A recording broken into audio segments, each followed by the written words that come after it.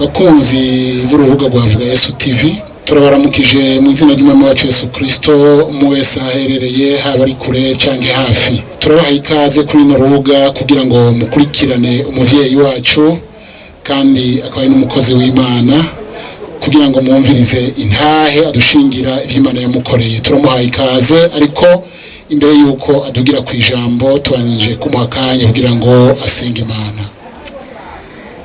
Turagushimiye Mana, turagukengurukiye kuko ari wewe uri Imana y'imbabazi n'urukundo. Turagushimiye ukugira neza kwawe nyaguhora ku ngoma.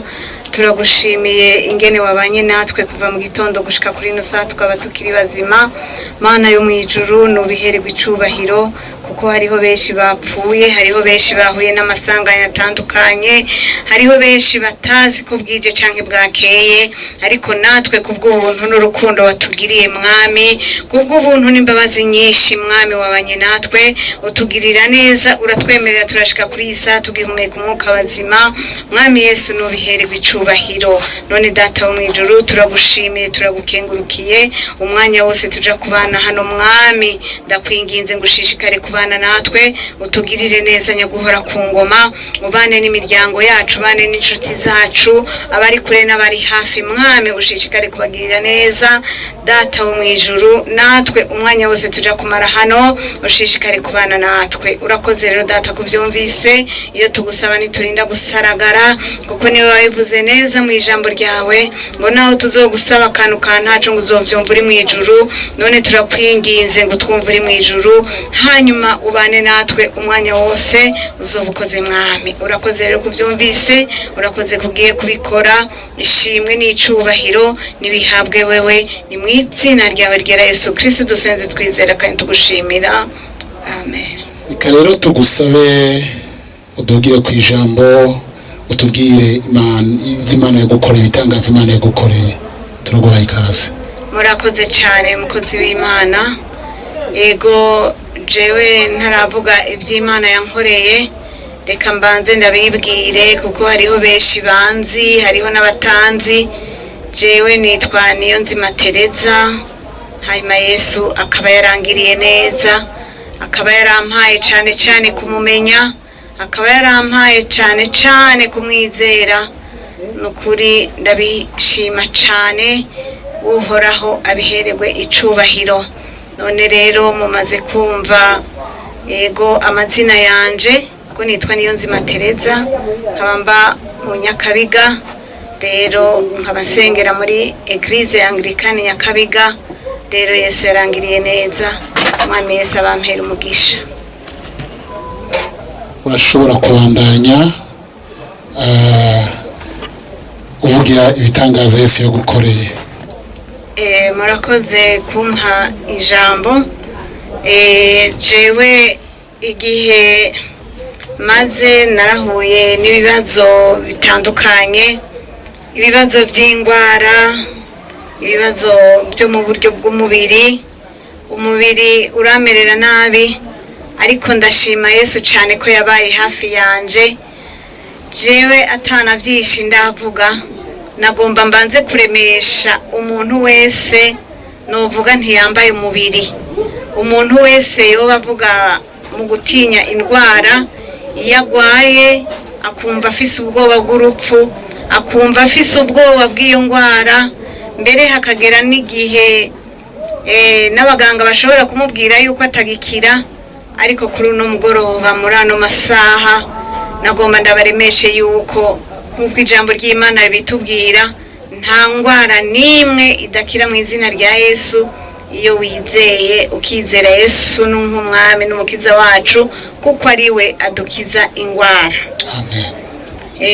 Rero jewe nagomba ndababwire impamvu ndababariye nti ntiyagire umuntu yotinya indwara, nubwo abaganga bamubwira ngo iyo ndwara ntizokira, ariko ugumana ukwizera yuko atangwara n'imwe idakira mu izina rya Yesu. Jewe nagomba ndabashingira intahe y'ingene nagwaye, nkagwara igitigu. Ubwa mbere nkagwara hepatite B ndayigwara mu nyuma ngiye kwipimisha barambarira yuko iyo hepatite B yakize. Hanyuma bamaze kumbwira yuko iyo hepatite B yakize, niho haca haziramwo haheze ikindi gihe haziramwo hepatite C. Hepatite C rero benshi barayitinya, ngo ni indwara idakira, ni indwara ituma umuntu agira cirrhose, ni indwara ituma umuntu apfa n'ingoga kubera iratera nyene ububabare bwinshi cyane. Je rero naragwaye iyo ndwara ya hepatite B irakira, hepatite C nayo imaze kuzamwo, ndageraho igitigu kigwara cyane, igitigu kiratoboka, igitigu gitobotse hanyuma gica gitangura kujojota amazi. Bene data nagoma ndababwire yuko jewe naragiye kwa muganga kenshi, hanyuma barambarira bati igipimo c'igitigu kimeze nabi cyane.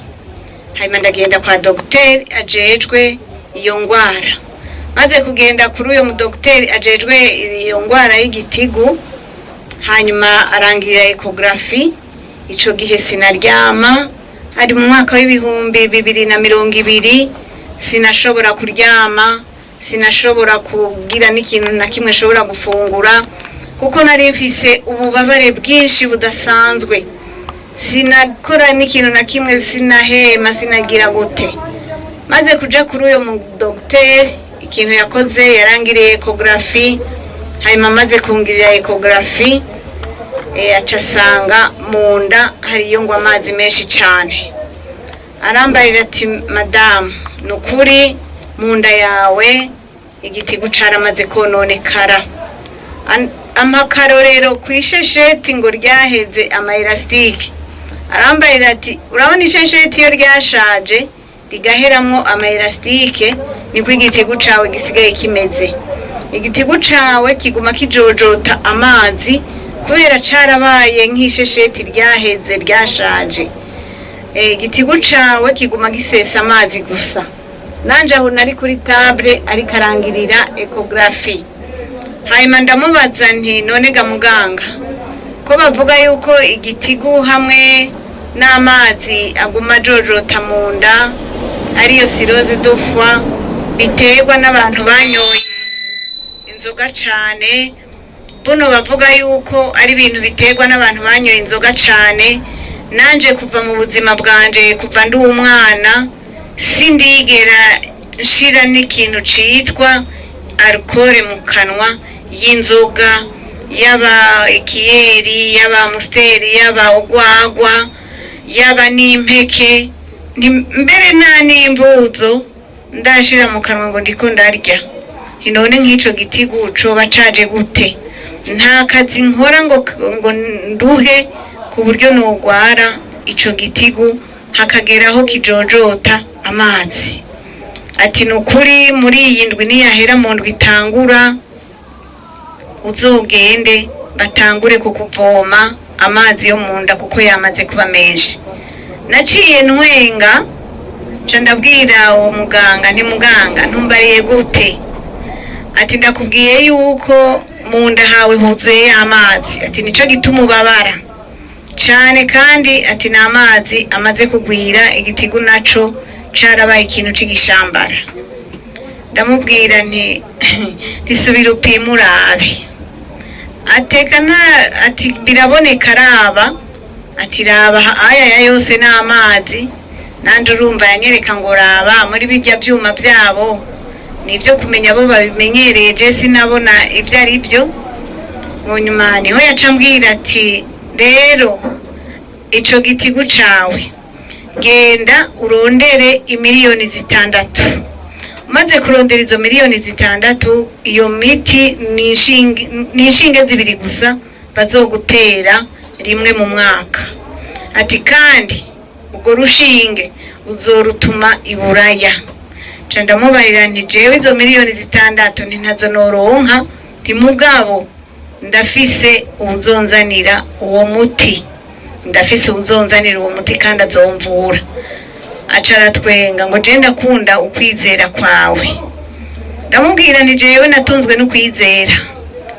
kubera yari yarankwirikiranye kuva nkigira isanganya nkamara imyaka 3 ndi muri hôpital militaire.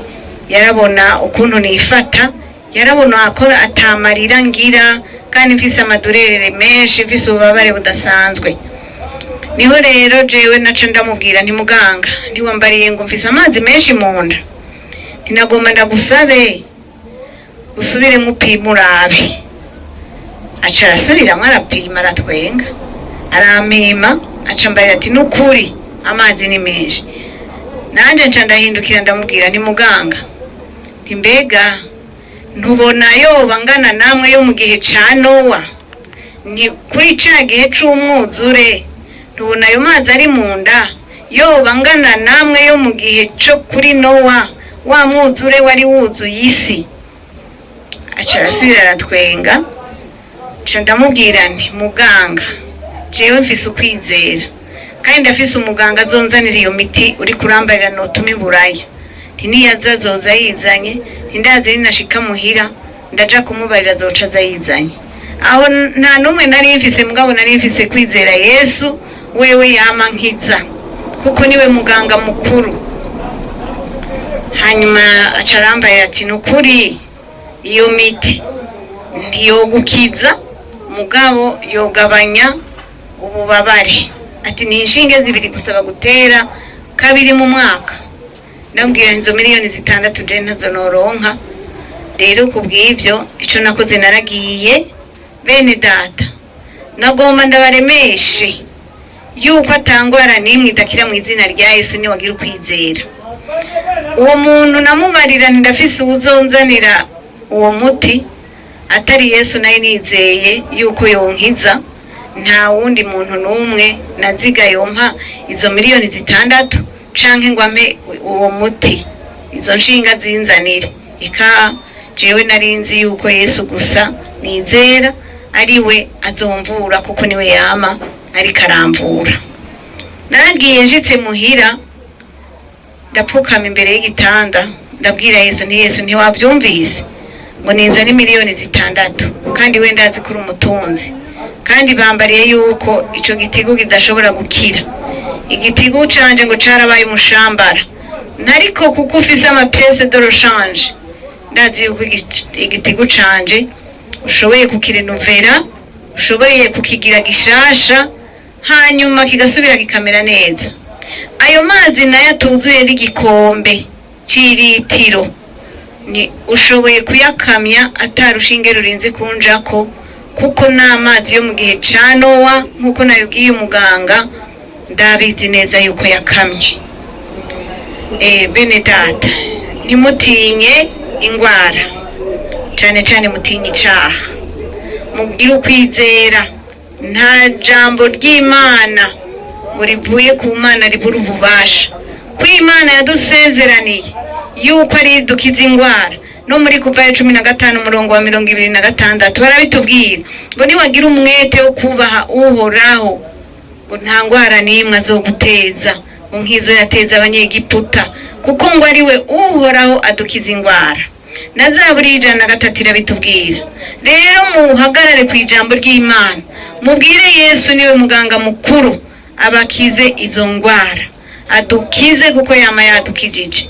Jewe rero ico nakoze muri ico gihe kubwo kwizera, naragiye sinasubiye kuri uwo muganga kuko naciye numva ijwi rimbwira iyo nja kuraba umudokiteri azoguma nkurikirana, agakurikirana ama examen yose nzoba ndiko ndagirisha. Ca numva ngo ningende hariya kuri hôpital populaire iri hariya mu Kamenge, nanje sinari bwaje n'umunsi na rimwe. Nca ndagenda bukeye ndaja kurondera uwo muganga w'umu interniste, arangirira ecography. Angiriye ecography ambarira ati munda harimo amazi menshi cyane, nta kibazo ayo azokama, ntimbwira ibikenewe. Je rero arambarira ati nukurondera amafaranga, hanyuma ukarondera imiti, ukaja muri mitiwere bakagusinyira, nta kindi mbona nukuri umuntu yogufasha kuko amazi yaramaze kuba menshi. Rero kubw'ivyo bene data, jewe ico nakoze nangahagaze mu kwizera, mpagara ku Imana yavuze ko ari izodukiza ingwara. nitwagira umwete wo kuyubaha no kuyumvira. Naragenda pfukama ngo masenga nawe uko nagenda yamparandevu ncamera kwa kundi kw'Imana yaguma ituma inyoni, ituma inuma, ituma ibikona kuja kuraba ko umwuzure utarakama ku isi. Nagize kujya kwizera ko mu gihe ca Nowa kurya mwuzure wakamye n'amazi ari mu nda yanje ashobora gukama. Uko nagenda niko bambarira yuko amazi yagabanutse. Uko nagenda kwa muganga niko dogiteri yambarira yuko amazi yagabanutse. Nka kumwe kwa kirya gisomwa nyene c'ijambo ry'Imana mu gihe ca Nowa. Rero haragera aho nsubirayo, maze gusubirayo ku nshuro igira 4 niho yambarira yuko amazi ari mu nda yakamye yose kandi n'igitigo kimeze neza. Yesu nashimwe. Rero kubw'ibyo nagomba ndabaremeshe ntihagira umuntu azobabwira yuko atangwara idakira. Nta ngwara n'imwe idakira niwizera.